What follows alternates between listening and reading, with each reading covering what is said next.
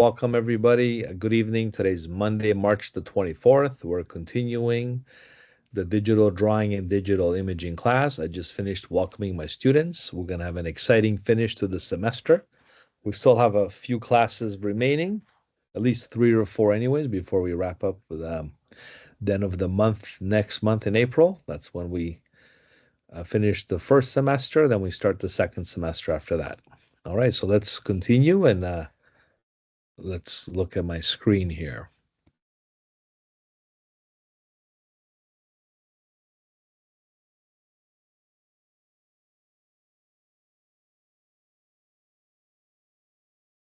Put this one down.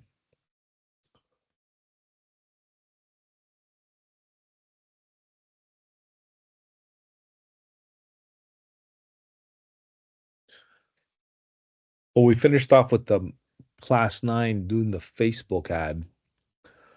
We also did the image reconstruction exercise. This video is already uploaded on our YouTube channel. This was an in-person, in-class exercise to encourage students to partake in the in-person activities. Nice to see everybody do what they were supposed to do. Carla, really well done. Olu, really nicely done as well. You couldn't, in maybe just like if you look at the difference with the creases, you could have maybe just cleaned it up a little more on some of the edges, but overall, nicely done as well. Good job. All right. Ravi, very good. Very nicely done there. And we have Manisha. Very done as well. Very well done. And Gurjab Singh. Very well. Very well. Nicely done. You can barely see the seams on those. And Yasemin. Nicely done as well. Very good. You guys are becoming good at this stuff. And I have mine as well. So for those that partake in this exercise, you'll get that bonus mark that I promised you. For those of you that missed this, make sure you come to the next in-person session. We're going to do another little workshop, and then we'll keep these exercises going forward to encourage students to come to class because you're supposed to, right? That's the whole point. All right, so let's continue now with the class number 10. This is the Photoshop website. I'm going to make this visible. Before we start the class 10 with the Photoshop website, there's a few more things I wanted to cover with the other folder. So what I'm gonna do is simply just get your let's go back here for a second. See if the lesson files have. That's the selections file.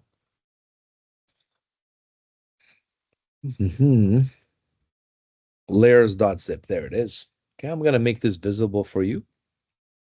So as we learn how to utilize selections so far and see the importance of using selections in Photoshop, and now you're able to create your own design and creative composition. Layers is how you can enhance the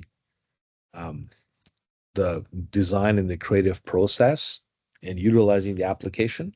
So this is a really, really nice tutorial that I have for you here. It's packed with different exercises that we're going to use.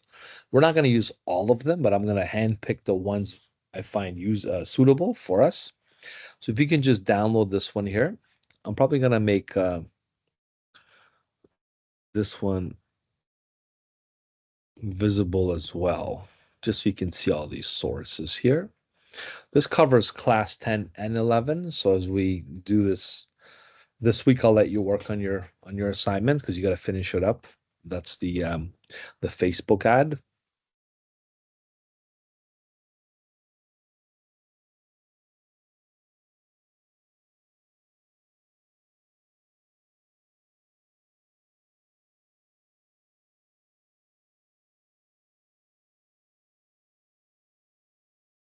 So the Facebook ad is due Wednesday. So it's due on the 26th. So when it's due on Wednesday evening, if you need any help completing this assignment, it's going to be due. So make sure you get that all done. You should know how to do it by now, as we did a lot of different examples in the previous videos. So moving forward, like I said, these are some of the image sources we're going to use for some of the upcoming exercises. These are links. So if you click on those, you'll watch some tutorials. So I'm going to have these accessible to you as of yet. Going forward, I'm going to also unleash these ones as well. Okay, so we're going to use these to create the website prototype and the mock-up of designing a web page in Photoshop, because we have to relate Photoshop to, your web design and development program. So now that we learned the basics and selections and layers and stuff, we're going to actually build a website in Photoshop, and that'll help you with the other classes as well, because you can export the assets, the images, and the sources and put it inside the HTML alongside your CSS. You're going to have a really nice looking website, because without design, the website's not going to look as good. Then we have the other classes following, so we're in pretty good shape so far, looking at this whole next few weeks coming up. So if you can download this layers.zip file for me, okay, we'll start with that one. I'm going to save it onto my desktop as well. These links that I inserted here for you, I think they're just I want to welcome everyone back. We're going to be continuing with, this is my previous class. I had a link on how to do the inserting images on the web page. We're going to do this anyway, so you don't have to watch that video. Okay. This is just Tuesday, November the 4th. I guess I added 2 more videos. We're going to do this in class, so you don't even have to look at these videos. Okay. I'm just going to hide them for you. I just don't want to confuse you. Okay. So I'm going to make our videos starting this week. We'll start with the layers zip exercise, and then the videos, inserting images in the website videos afterwards. So just for now, all you need to do is download this layers.zip file. Alrighty, so let's see what that zip file contains. If you unzip it or open it up, you'll see a folder. And this folder is going to have all these other folders. Like I said, I'm not going to go through all of these folders with you, but just the important ones that we need to know.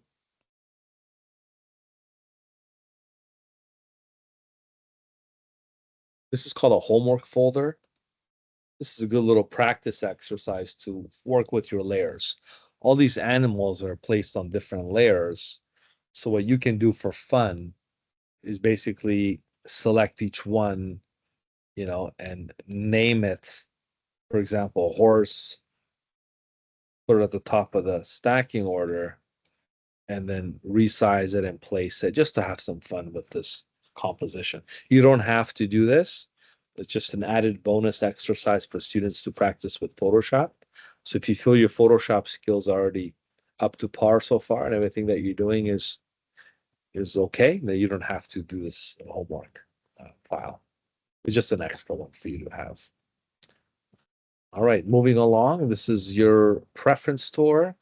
This is an older version of Photoshop. It's not really the latest, so I don't really suggest you do this.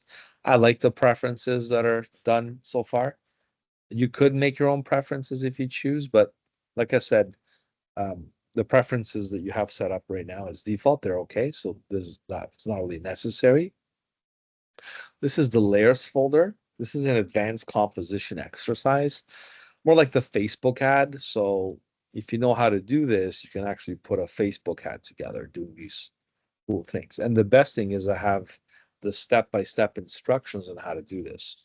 This is a good overall review that covers more advanced topics in Photoshop. So we are going to cover this at a later date. I'm going to make this actually in class exercise probably this Wednesday for you. But again, you're doing your assignment. So those of you that are finished, you can have a crack at it. Otherwise, I'll save it for next time. All right, this is the blend modes. I'm definitely going to show you how this works today.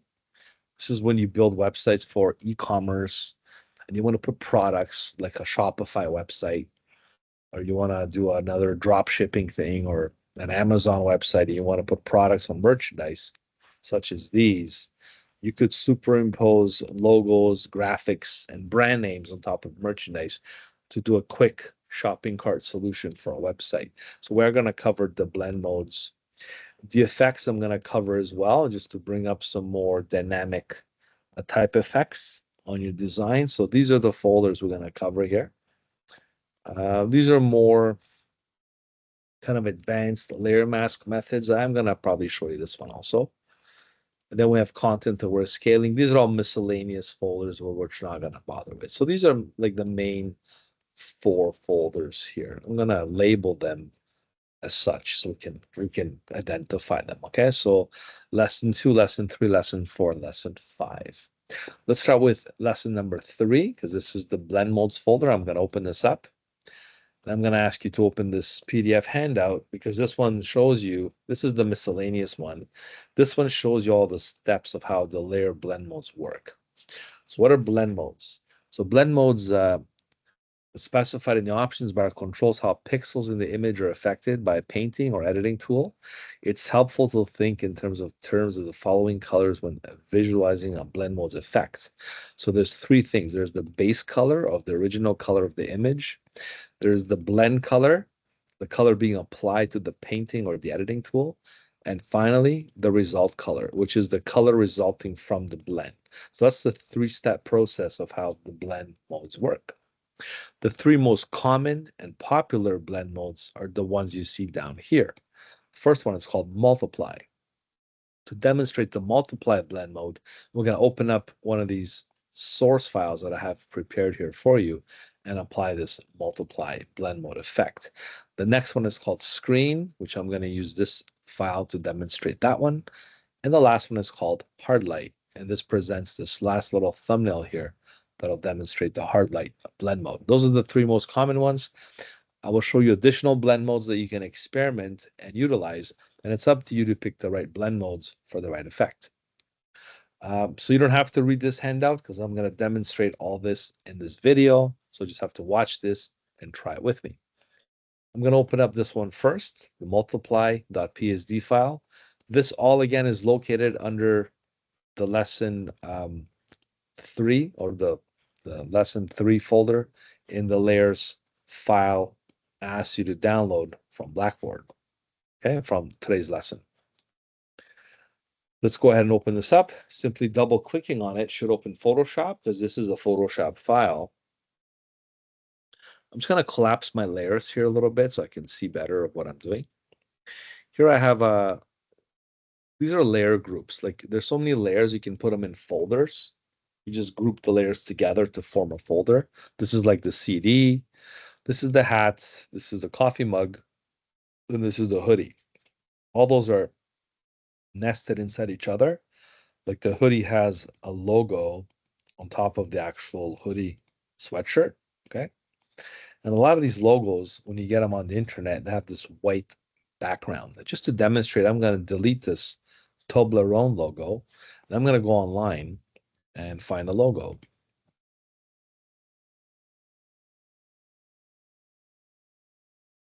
Mars logo. Right?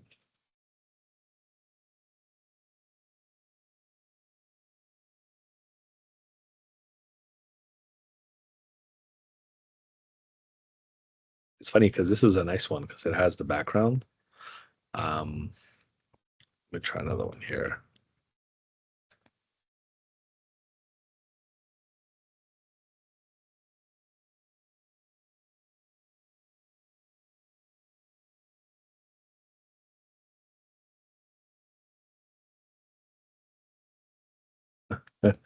This one's good too.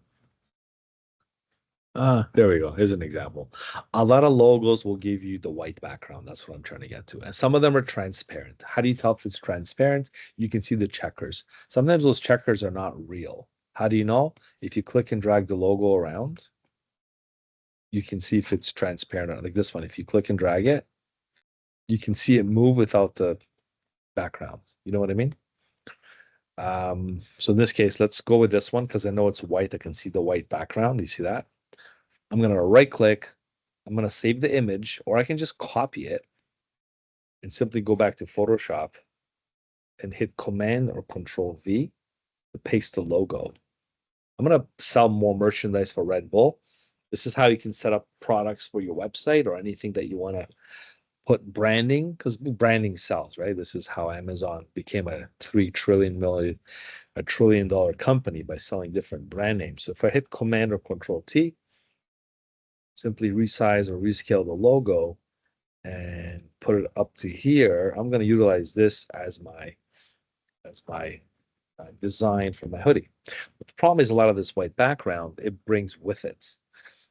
So to take it out, the problem is sometimes the resolution is too little because let's face it, this is going to go on a website, so it's not print quality, let's say. And for you to utilize these tools and methods I showed you earlier, might be a little hard to execute based on the resolution. Because if I was to, copy and paste this, right, I'm gonna get a really rough looking design. Sometimes it might even cut off and stuff. This doesn't look so bad. There's a lot of worse outcomes that can happen. So the main thing is this: how do you overlay a white background on an image?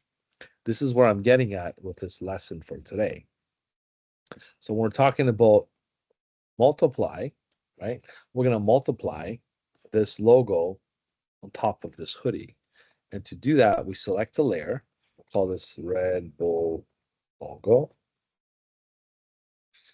Once the layer is selected, I'm going to click here where it says normal, because this is where the blend modes are. This is your opacity, right? Notice this is transparency. This is your blend mode. Normal is the default blend mode. What I'm going to use what's called multiply or darken. They both work really well. Multiply seems to bring out the yellow a little nicer. So I'm going to use the multiply blend mode. What multiply does, it gets rid of the white background, which is perfect for you to situate like placement of brand names, logos, and graphics on top of merchandise. So if you want to get rid of white background quickly without you resorting to any selection methods, simply place the logo on top of your, let's say, a shopping cart for a website, and simply do the multiply blend mode, and it's done. Okay. And that's how you can basically do that part. You can really, really do some nice things with the multiply logo. Now, the only thing is, if you have the little strings here and stuff, you could do some customization. And for that, you can use, I mean, for now, I'm going to keep it really choppy and clean. Just the eraser tool. Okay. A very small tip. Keep the hardness at 85. The size will be probably 3 pixels. And what I'm going to do is basically follow the laces around to make it look like there's real laces in the hoodie that go through the logo. Because let's be honest, that's basically how it's going to look like, right? So make sure you do that nice and proper. And there you go. The problem doing it with this is once it's done, it's gonna pretty much it is what it is. I mean, I don't really I'm not gonna go back and edit this, but realistically speaking, you want to maybe use a layer mask, perhaps. It's a little safer on the safer side. Because right now, this I deleted those those lines that I made. I used the eraser tool. I basically erased this to simulate the effect. Follow me? All right. So in addition to that, you can do this and do a really nice, um, you know, visual merchandise effect on logos with white backgrounds. Same thing goes with these other examples I posted here, just to reverse it. This wasn't multiplied, this was normal. And this logo looks really, really choppy. Like it's horrible, right? So to make this logo look normal, I simply go back and make it multiply and basically make it part of this hat here. Same as this mug. If you notice, it's multiply and normal looks like that. We use the multiply filter or blend mode to make it look like it's part of it. This one has two. Okay, so these were both, again, with the white background. And by me changing it to multiply, I was able to blend those perfectly to the merchandise. And that is how you can basically use the blend mode multiply on a lot of interesting super impositions like merchandise and things like that. So that was a demonstration of how multiply works. Now the next one is going to be called screen. Screen is the opposite of multiply. This is when you have more like a creative design. In this case, I have this sun effect, like I'm looking up in the universe, top of the stars. The stars is an effect that was generated using this shortcut here. It's like a filter used in Photoshop.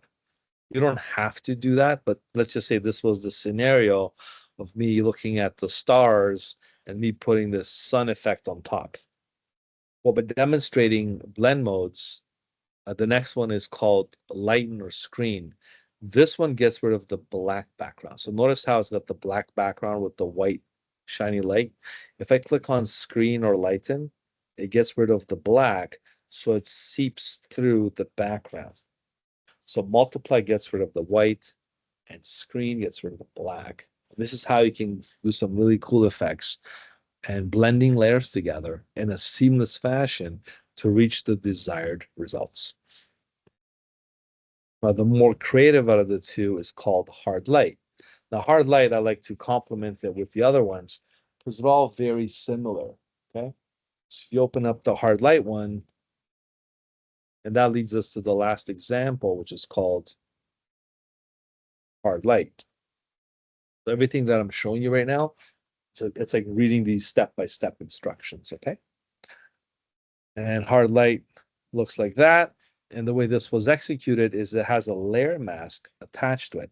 What a layer mask is a way to preserve transparency on an image being superimposed on top of a background. We're going to demonstrate that a little later, how to do an advanced layer mask effect. The reason why this worked, or the reason why this is set up to be a hard light is because you saw how multiply works, light and screen, which gets rid of like dark colors. This gets rid of the light color, like the white background. To get a more creative result, all you have to do is explore all the other blend modes. For this one, it was called hard light. And hard light basically gives you the best of both worlds. So it gives you the contrast as well as the highlights and the shadows, and makes the image blend with the image underneath it quite seamlessly. So hard light is like a creative result where you want to mix the two images and combine them visually together in a compelling fashion. So you do have this as opposed to this. So normal versus hard light. And then you can control the opacity as well. How much is it blended to the actual hard light? So next time you see those creative effects and designs on ads and montages or any creative design that you see out there, and you see something like this, you know how they do it by creating a blend mode that works for the right suit or suits for the right image. All right, so this is very important, and I showed you a real case example of how you can utilize this blend mode effect for your use. Let's say you're doing a website or an e-commerce solution or something like that. Because let's face it, a lot of websites, revolves around e-commerce these days. So, and there's a lot of work in this industry, especially if you're setting up photography and images and putting them on a website. This will save you a lot of time, and definitely a must know how to technique in Photoshop called blend modes. Okay.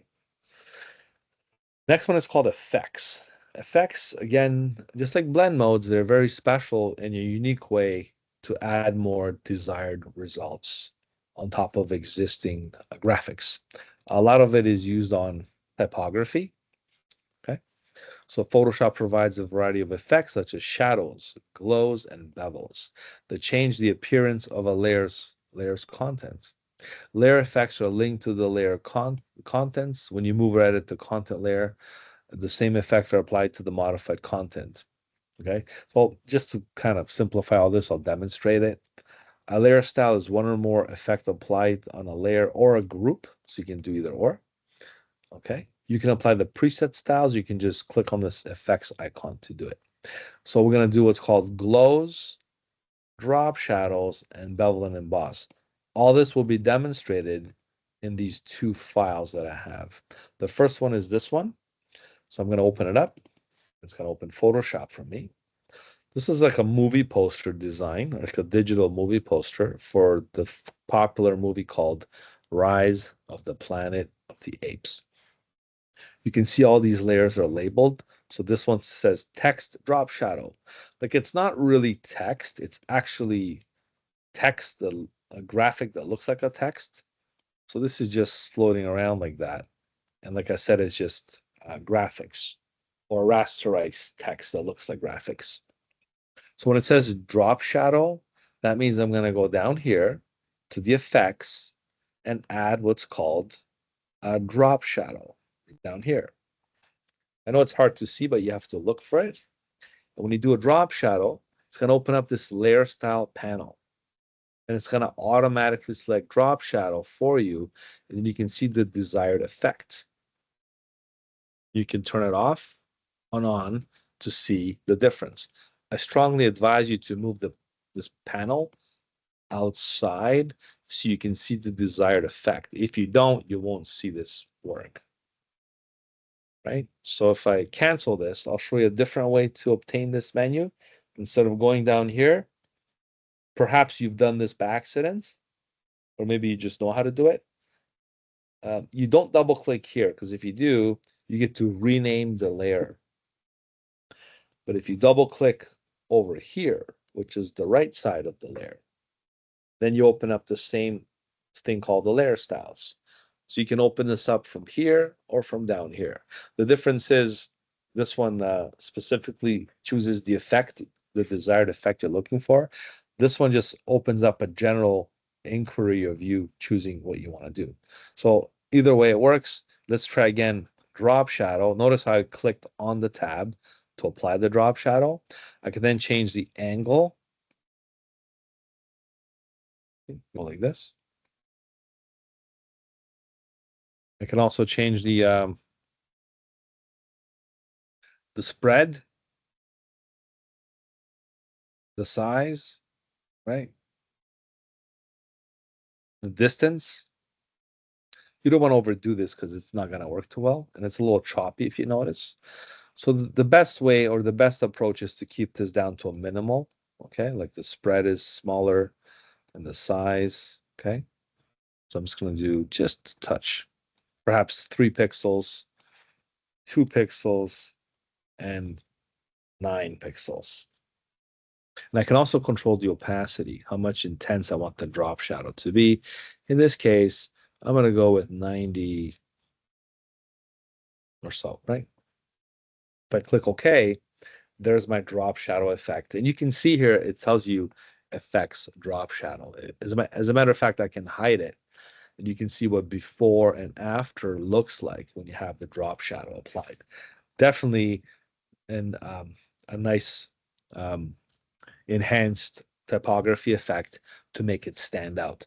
And again, you could put this on a website, on a banner, or something that stands out on something digital that you're creating, right? Because CSS might not always give you the drop shadow effect that you want. This one you can have ultimate control visually of how you want this to look like. And yes, you can export this as a PNG file. If I hide everything, this could be a PNG, and you could have a transparent image overlaid on top of your, let's say, CSS or on a website. So you could do that. Okay, just throwing it out there. Next is called shadow. This is an added effect on top of the planet. So this was just controlled by, just by doing something like that. This is called planet glow. This is the actual planet inserted into here. To do the glow, we're just going to double click here. I'm going to go ahead and move this out of the way and do what's called let's do an inner glow, right? Inner glow.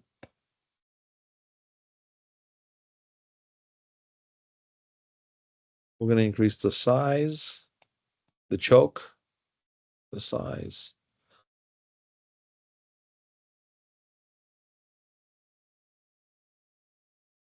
normal.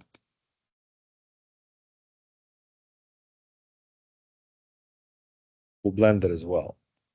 There we go. Okay. Size, the opacity, right? So you can see how we're doing this inner glow effect. We can change the color as well. Okay. I'm gonna go with perhaps a nice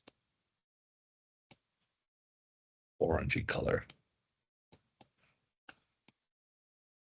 Right?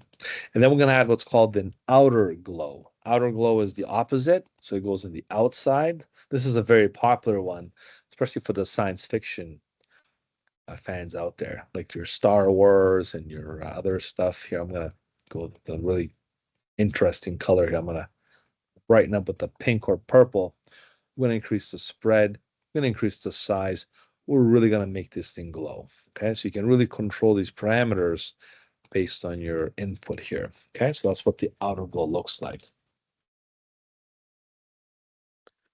Really fancy effects. And again, you can save this as a PNG and put it as an added item on top of your HTML if you like.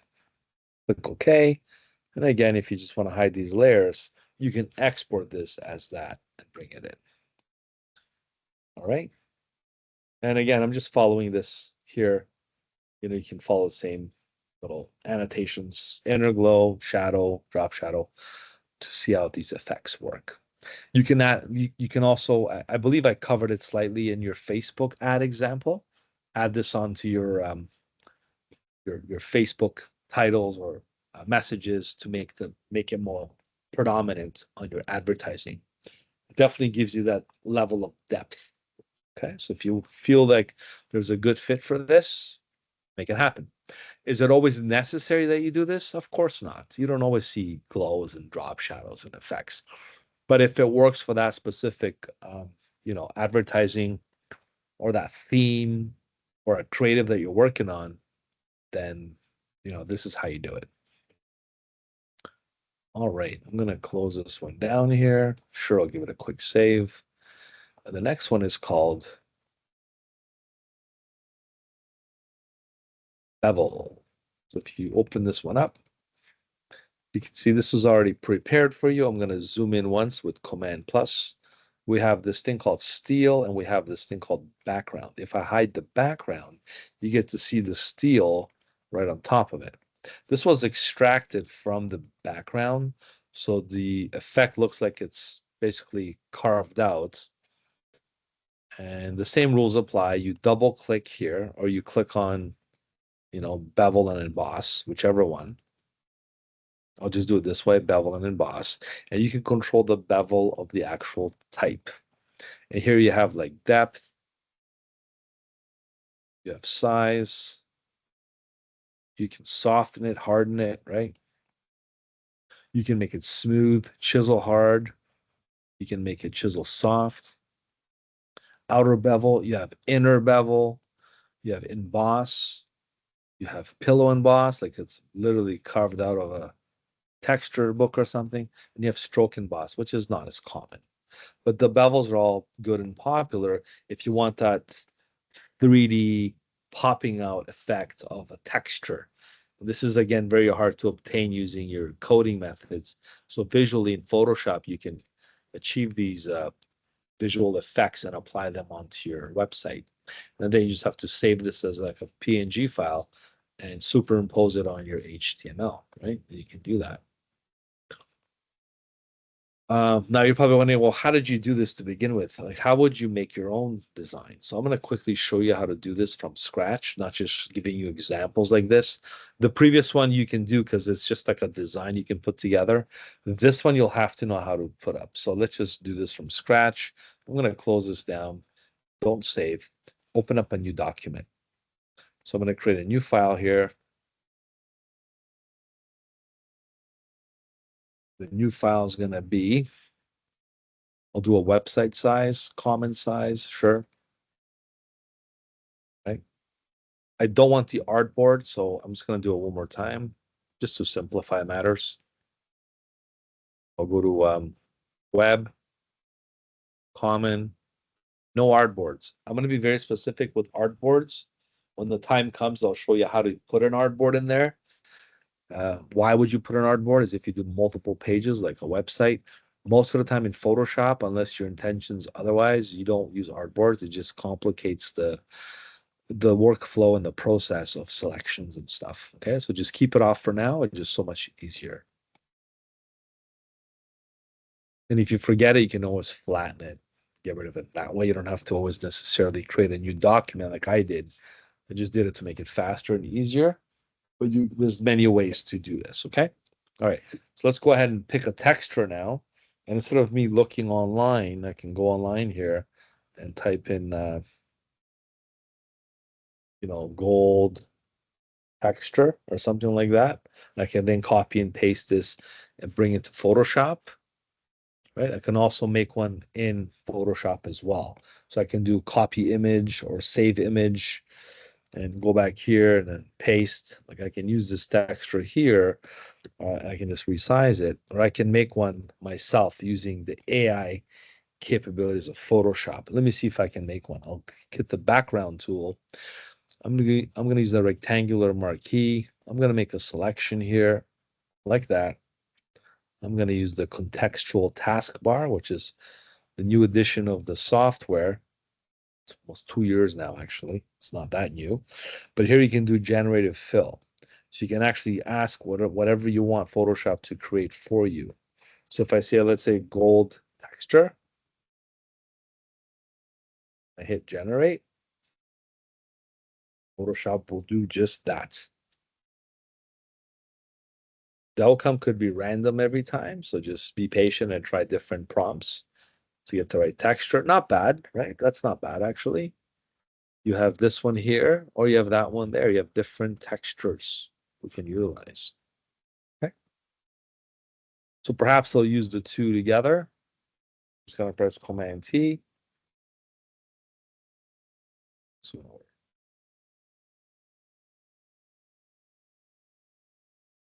I still like the one I got on the internet better, so maybe I'll stick with that one.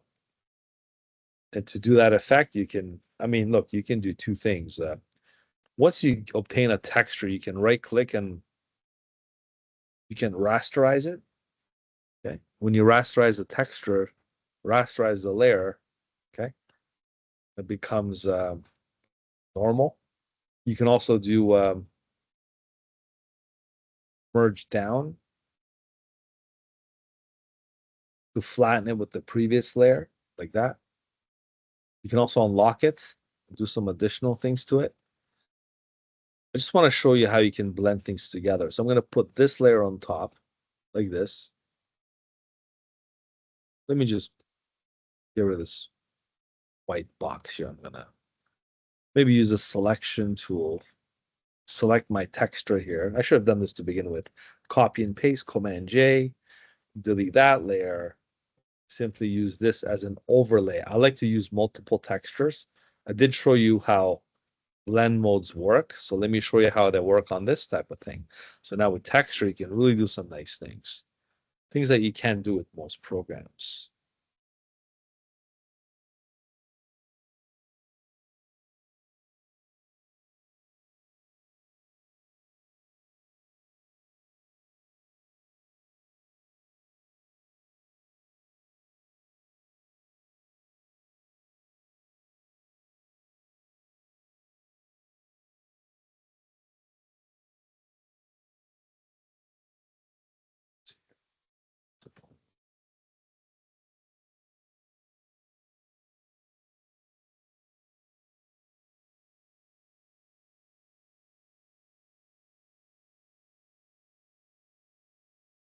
I'll go with hard light, but I will reduce the opacity slightly. So I could do this with it. And to keep this effect, I'm just going to Control T and just resize it and go with that. So you can see here clearly how I use the hard light effect just to kind of balance out the yellows a little better. Then I can grab both of these layers, do Command or Control T, just stretch them out to make that effect. Then I can go and merge them together. I can go merge down. So now they're all one layer. So I utilize AI and I use the texture online to put my own gold texture together. Right. So now let's put this bevel and emboss effect. To do the typography effect, to make it look like you have gold lettering or gold text, you have to use the type tool, but not just the normal type tool, because the normal type tool, you just go click and, type text. And then it becomes like normal text. Like I showed you how to do this on your ad, right? To make a selection out of your text, what you have to do is use the horizontal type mask tool. So this is the one you want to look for. It looks like the little T with the outlines on the edges. So you want to click on this one. And before you do anything, you want to give it a nice point size. I would go with like 72. Yeah. You can also increase it or decrease it, maybe 120, right? And then you can just type whatever you want. I'm going to type Goldberg, okay? And I'll just double click here and pick a very, very bold typeface, okay? Arial bold. I can then make this even bigger, 150. And to move it, you have to kind of, it's a little finicky. You got to go down here underneath and move it around. Also, you can move it from the top. As long as you do a good job like this, you should be good to go. All right. I want to make it bigger. You simply highlight it and just 200. Then just click. Be careful. Don't click here because it'll deselect it. You got to see the little arrow to move it. When you're happy with your selection, you simply click away. By clicking away, you're establishing a selection. There's the selection now on top of our gold. You could then get rid of this. I'm going to hide this for now. And all you do at this point is you copy and paste. So I'm going to hit Command C, Control V, or Command J. And now I have Goldberg extracted on top of my gold texture, which gives you the option to do those effects. So then you simply, double click, bevel and emboss. You can increase the depth, the size. You can make it softer, harder. You can pick a different bevel.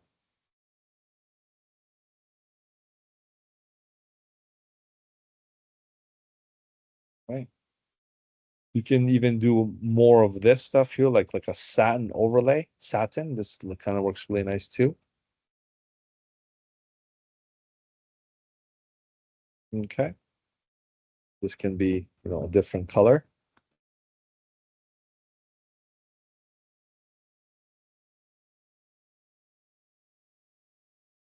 And you want to take this on a website or put it as typography alone on a header, you can just hide this and export this as a PNG file. You might have to crop it closer and bring that into your website, or perhaps maybe bring this in. The choice is yours because you can then, for example, do this. Let me just save this. You always want to save it to have a better option next time. I'll call this on my computer here.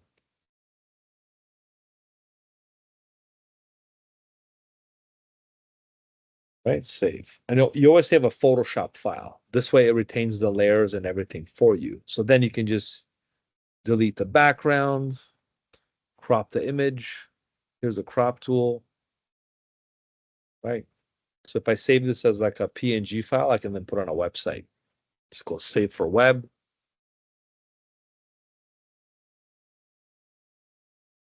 I got to relate this stuff to your web stuff now. So going forward, not only I'm going to teach you how to use these programs, but why would you do this? How would you implement it?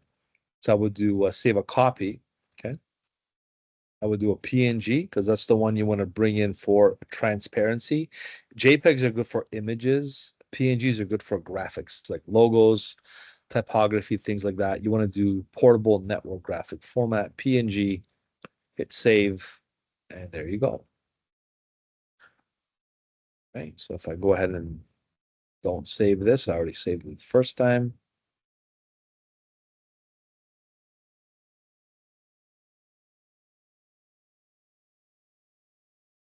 This is what the PNG looks like. So it's nice and transparent. And you can utilize this on like your website or put it on top of something or superimpose it. You pretty much create anything yourself. Okay, then implement it on your design. Okay. Right. So that was that. So I kind of expanded the lesson to demonstrate how you can utilize the stuff I'm showing you for something you can do yourself, more effective, how you're going to apply it on your other projects. So that was under effects. Okay, so that just covered all these steps right now. And then some. I did some more to show you. So you can use this example, and follow my steps there. So we covered layers. Sorry, we covered blend modes, very important. And we reiterated blend modes with layer effects. Okay. The next lesson is called layer masks. This is more advanced. So I'm going to cover this. And like I said, maybe when I see you Wednesday, we're going to get into this stuff here. But layer masks is an advanced way to make selections. So I'm going to teach you layer masks right now. I want this recording to be action-packed and have as much information as possible. So I'm going to go ahead and cover this also this evening. I'm going to pause for a second if you have any questions, if you have any things to ask. If not, I'm going to continue and keep my recording going. So very quickly, I'm going to address you right now and see if you guys have any questions.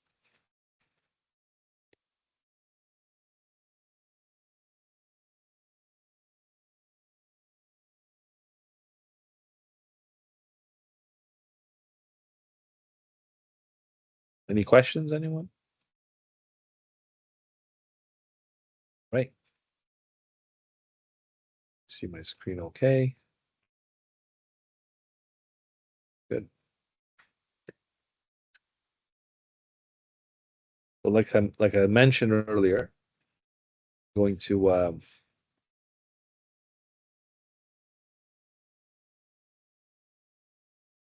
continue with this layers layer, the layer masks. And we have a thing called, the first one's called mask hide PSD. This one's a reveal one. This one's the fish and the frog, and this one's a different example.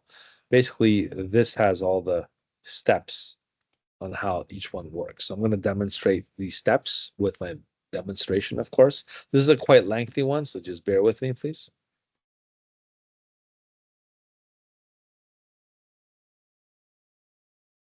It's going to open this PDF accident. It's okay.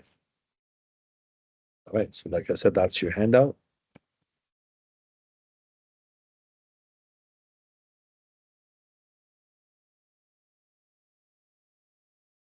Let's start with this one. It's called mask hide. Great example. The thing is, I already completed this. It just saved over the existing one. So I'm gonna have to undo what I did. Simply ignore me. I'm just gonna, this little thumbnail here, I'm gonna get rid of it. I'm gonna drag it to the trash, okay? And just make it look like normal. This is the normal view. Our goal is to make the helicopter hide behind the trees. So it's like kind of in covert operations. So to have something behind something else could seem like a daunting task. Because ultimately, when if you think about it logically, you got to cut out the trees, put them in front of the helicopter, and put the helicopter between the trees and the background to make it look like it's hiding behind the trees. But if you know how to do layer masking, which I'm going to show you now, you can do this a lot easier with fewer steps and more like a better controlling effect as well. So do a layer mask is you simply have a layer on top of a background and you do what's called layer mask, reveal all. We all know what masks are. It's something you cover your face with. So what the mask does, it covers the image with anything you decide to do in a customized form. So if I do reveal all, hide is just the opposite. So we're just going to use this one all the time. You'll see a second thumbnail show up on the right side of the layer. So this little white block of thumbnail that I have is where I'm going to place the layer mask. The way I'm going to do that is using a brush technique. This is the brush tool. And I'm going to use a black foreground color. I'm going to make my brush size a lot bigger, perhaps like maybe 75. And my hardness, I'll keep it at 90. You can also increase the brush size using the square brackets beside the letter P. You can go smaller and bigger. So it's easy customizable. Make sure caps lock is off, because if caps lock is turned on, you won't see the brush size. So you want to make sure it's always disabled. I'm going to go ahead and start painting this parts black. Notice how it's adding this little blotch here on top of my white background. Black hides, white reveals. Very simple. So if let's say I want to do this whole thing, I'm going to do this and oopsies, I went a little too far. So how do I bring it back? This is what makes this method unmatched. It's like the best of the best, and most professionals and experts will love this. Photoshop. So to bring things back, you switch to black and the white. You reverse this little arrow here. So you switch the white and the black, white, black. So once the white's in front, you can do that by pressing X on the keyboard. If the white is on top of the black foreground color, that means you can actually go ahead and bring back the mask. See, because it basically paints the white on top of the black. Reveal, X, black hides, white reveals. Okay, very simple. So I'm just going to go ahead and do this right now and show you how this will be all done. Press X again. Make the brush a little smaller this time. And perhaps I'm going to go ahead and add more stuff here. Right. Press X again. Take away that stuff. And zoom out. And now it looks like the helicopter is hiding behind the trees. And it only took me 2 layers because I didn't have to extract the trees in front of the helicopter and put the helicopter behind the trees in the background. It was nicely done utilizing these layer mask effect. Very easy to do. Another way of doing the layer mask is clicking this button here. There's a button here that says layer mask. Okay. But I like to show you the menu because it was easier for me to execute this way. Layer mask, reveal all. So there's 2 ways of, or it could be more than 2, but those are the ways you do it. Just to show you a quick little video here on layer masks, I'll let you. A layer mask allows you to erase your image and then bring it back visible at any time. They can be thought of as a smart eraser that gives you full access to anything you removed from the image. Image information will never be lost or deleted if you use a layer mask properly. Masks allow the opportunity to make powerful edits with the flexibility to change them later. Masks appear next to the layers in the layer stack. To make adjustments, be sure to click on the layer mask. Then paint black on areas you want to hide and white to reveal them again. To cut something out, start by making a selection of the object. Then click on the layer mask icon in the Layers panel to cut it out from its background. Layer masks are also great for editing specific parts of an image, like adjusting color or exposure. Okay, so that's a more an advanced demonstration of layer masks, but you can do that. You can utilize layer masks with selections as well. Okay. So let's go ahead and show you some other cases and examples of layer masks. I'm going to put this one away and don't save it. The next one is going to be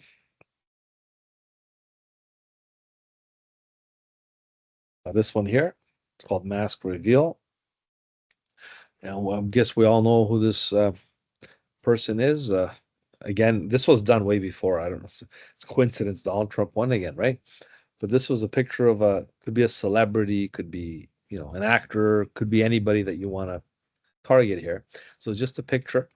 And behind it is a picture of a Terminator, right? So it's like more like a special effects. I don't know if you guys saw the movie Terminator, but in Terminator you have like a robot, half man, half machine. So you put a picture of a term or whatever. I've seen examples with you have a picture of a cat and a face, and a person looks like half a cat, half a face or whatever. So this way we'll do the Terminator effect by having an image on top of the desired result. What we do, this one already has a layer mask. If not, you can make a layer mask like I told you. Let me just delete it and show you. So there's the image, okay? And there's the layer mask. Once you have the layer mask, you go to the brush tool, you make the brush a little bigger. You can go ahead and start taking away parts of the image to mask it with the background, okay? And this is how that effect works. And if you want to feather the edges, you can make the edges less. So making less harder. Then you can actually go ahead and fade it out a little more so it's not as hard. Okay, so 2 images together, layer mask, and you can do this cool effect. All right, next example.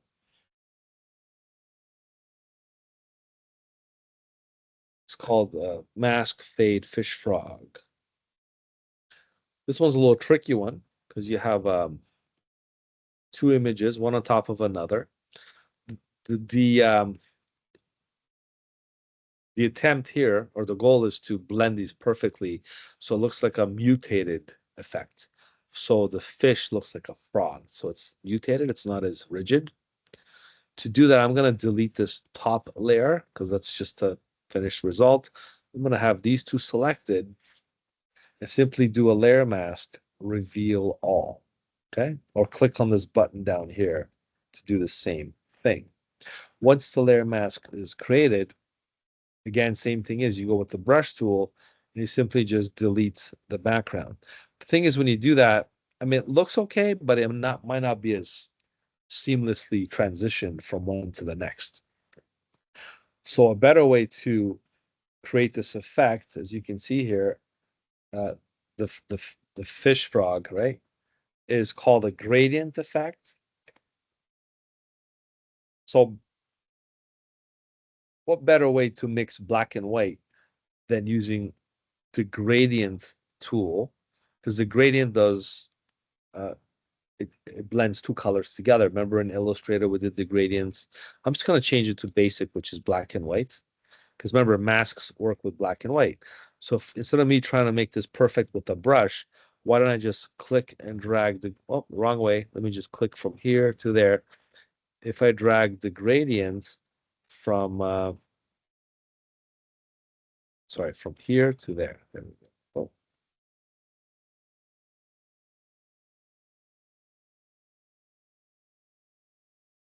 I think I got it. There we go. So from right to left, okay, just to drag the gradient.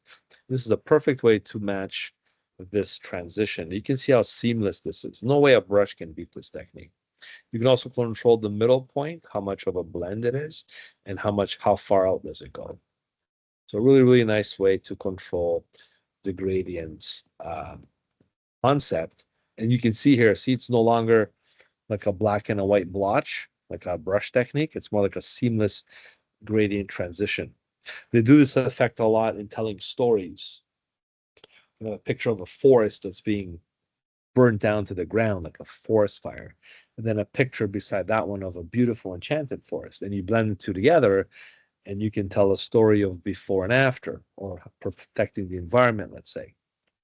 Let's say a picture is worth 1,000 words. Can you imagine you combine two pictures together with the transition? You can do so much better, right? So that's how transitions work. You can apply those transitions that way, okay?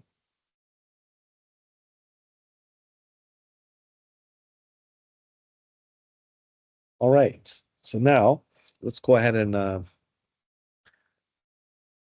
move on to the last exercise for the evening. I'm gonna put this one away. So this was the special thing about this one was using instead of just a black and white brush, we used a gradient technique. Really powerful, really effective when it comes to executing those effects. The last one is this one here. This one is more like I'm gonna delete this effect here. You want to do the same thing. I think I uploaded the finished file instead of the beginner file, which is fine. It gives you the results, so you can just delete. And I'm gonna delete this as well. We have a picture of a beautiful setting in a sunflower field. You have the yellows, the blues, the nice colors. Um, I've seen a lot of advertising and commercials where they purposely have things in color and some things in black and white. So to produce that effect, I'm going to use the adjustment layer. We can still see my. Do you still see my screen?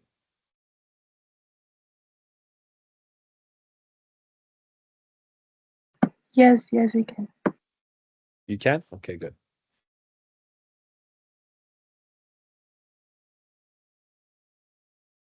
So to produce that effect, I'm going to do what's called the adjustment layers here. The adjustment layers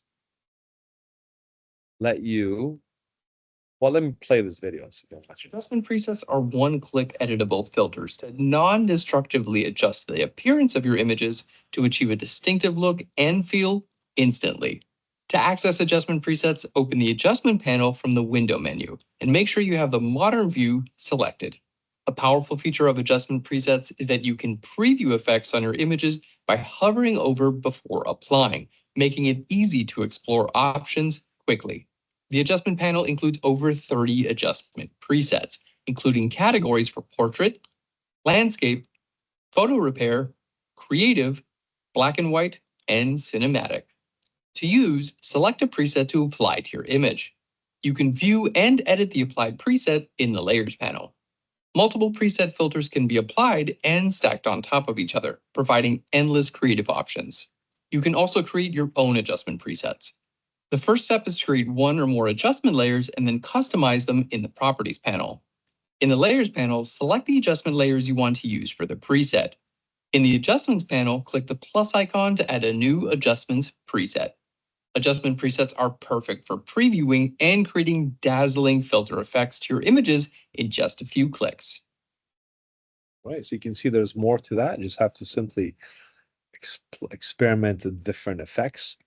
This is what he's talking about. These are the adjustments here. You can do presets, a cinematic. You can do,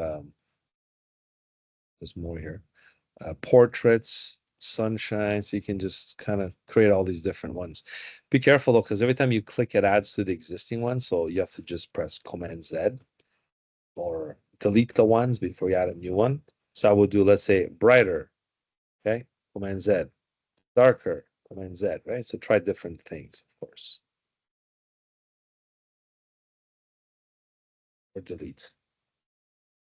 All right, portraits. So I'm just gonna show you the more customized ones. As the customized ones are back to view all, single adjustments. These are the ones that you really want to control more.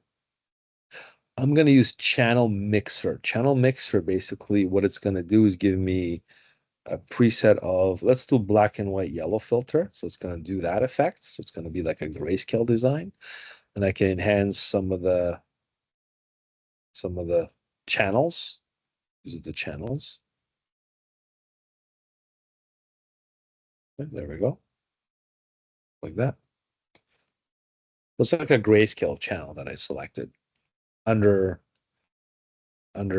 channel mixer, and I chose black and white. You can do anything basically, but this produced a layer mask already because adjustment layers automatically come preset with adjustment layers, or I should say layer masks with adjustments. So what that presents the opportunity for you to do is basically go to the brush tool, choose a black like we did earlier, and simply go ahead and paint the areas that you want to reveal on top of this grayscale photo. The result would be, you know, exposing some elements in color or images and some in grayscale to produce that focal effect. So you can basically have that nicely designed look. All right, so you can get as creative as you want. Once you understand how the technique works, the sky's the limit. The possibilities are endless because you can do so much more by either converting grayscale and colors and all the other examples I demonstrated on how layer masking works. So it's not just a technical aspect of applying layer masks. There's a lot of room for creativity as well. All right, I'm going to put this image away here as well.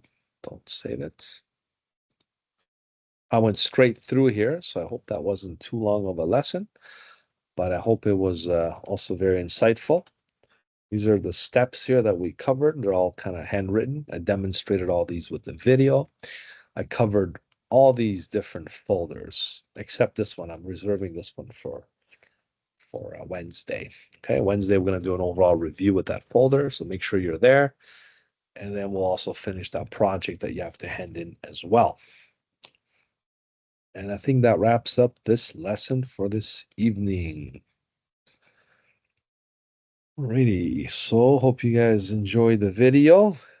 And let me stop sharing my screen here. was a very important lesson today. We covered a lot of important information. Having said that, I'm gonna wrap up the recording and I'll see you all next time. Thanks for watching and have a good evening. Thank you, you too. Thank you, Professor. Thanks, everyone.